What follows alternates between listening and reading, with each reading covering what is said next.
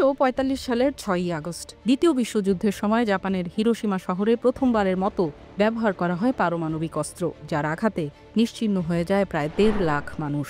এরপর 9ই আগস্ট জাপানের নাগাসাকি শহরে হামলায় মারা যায় 75,000 মানুষ। দ্বিতীয় বিশ্বযুদ্ধে পারমাণবিক অস্ত্রের ব্যবহার এতটাই ভয়াবহ ছিল যে প্রায় 80 বছর পর এখনও তেজস্ক্রিয়তার ছাপ পাওয়া যায় এই শহর দুটিতে। হিরোশিমা ও নাগাসাকির ভয়াবহতা দেখেই এসব অস্ত্র ব্যবহার করা থেকে সরে আসে বিশ্ববাসী। কিন্তু অস্ত্রের উৎপাদন কি থেমেছে?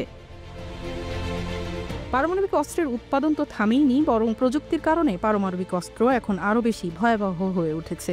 পাশাপাশি কার কাছে পারমাণবিক অস্ত্রের মজুদ কেমন, সেই হিসেব দিয়েই এখন বিশ্বের ক্ষমতা নির্ধারণ করা হয়। বর্তমানে বিশ্বে 9টি দেশ পারমাণবিক অস্ত্রের মালিক। আন্তর্জাতিক পর্যবেক্ষণ সংস্থা SIPRI এর 2024 সালের তথ্য অনুযায়ী বিশ্বের সবচেয়ে বেশি পারমাণবিক অস্ত্র আছে রাশিয়ার, যা 5,500-এরও বেশি। দ্বিতীয় অবস্থানে আমেরিকা, যাদের পারমাণবিক অস্ত্রের সংখ্যা 5,000-এরও বেশি।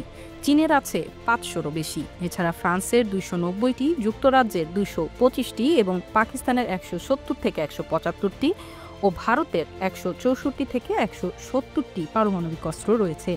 এদিকে ইসরায়েলের কাছে 80 থেকে 90টি এবং উত্তর কোরিয়ায় 30 থেকে 45টি পারমাণবিক অস্ত্র রয়েছে বলে জানায় SIPRI। তালিকায় ইরানের নাম না থাকলেও ইরানকে নিয়ে পশ্চিমা বিশ্ব কিংবা ইসরায়েলের এত শঙ্কা কেন? এখনও পর্যন্ত ইরান কোনো পারমাণবিক অস্ত্র পরীক্ষা করেনি বা ঘোষণা দেয়নি।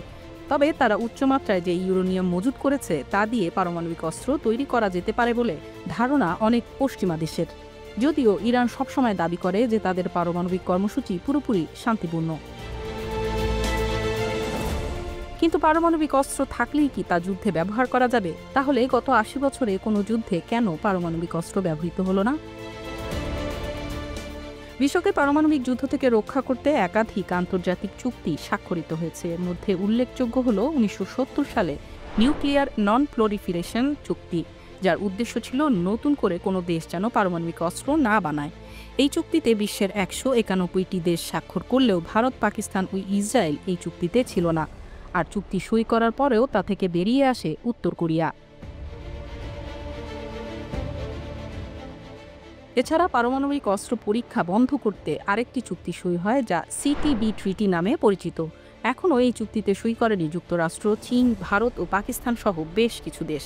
তবে পারমাণবিক অস্ত্রের ব্যবহার একেবারেই নিষিদ্ধ করতে 2021 সালে সবচেয়ে গুরুত্বপূর্ণ চুক্তিটি কার্যকর হয়। ট্রিটি on prohibition of nuclear weapons নামে এই চুক্তিতে স্বাক্ষর করে 93টি দেশ।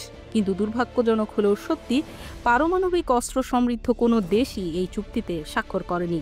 ন্যাটোভুক্ত দেশগুলো এই চুক্তির বাইরে। তাহলে কি পারমাণবিক হামলার ঝুঁকি থেকেই যাচ্ছে? বর্তমানে চলমান রাশিয়া ইউক্রেন যুদ্ধ, ভারত পাকিস্তান দ্বন্দ্ব এবং সর্বশেষ ইরান ইসরায়েলের উত্তেজনার কারণে বারবারই এমন প্রশ্ন সামনে আসছে। তবে পারমাণবিক অস্ত্র ব্যবহারের আগেই হয়তো এই বোমার ভয়াবহতার মুখোমুখি হতে পারে বিশ্ববাসী। কিন্তু সেটা কিভাবে? আল জাজিরার একটি প্রতিবেদনে বলা হয়েছে, ইসরায়েল ইরানের পারমাণবিক স্থাপনাগুলোর ওপর হামলা চালানোর পর বিশ্বব্যাপী পারমাণবিক ও রাসায়নিক দূষণের আশঙ্কা বেড়েছে। এ নিয়ে সতর্ক করেছেন বিশেষজ্ঞরা। এর মধ্যেই ইরানের প্রধান পারমাণবিক কেন্দ্র নাতানজেতে হামলা করেছে ইসরায়েল। ফলে তেজস্ক্রিয় ও রাসায়নিক দূষণের আশঙ্কা তৈরি হয়েছে। এছাড়া ইউক্রেনে ইউরোপের সবচেয়ে বড় পারমাণবিক কেন্দ্র জাপোরিজিয়ায় আঘাত এনেছে রাশিয়া। লাগাতার হামলার কারণে পারমাণবিক চুল্লি ক্ষতিগ্রস্ত হলে পুরো এলাকা মারাত্মক মাত্রায় তেজস্ক্রিয়তার শিকার হতে পারে বলে আশঙ্কা করছেন বিশেষজ্ঞরা। Falguni Rashid, Politika TV, London.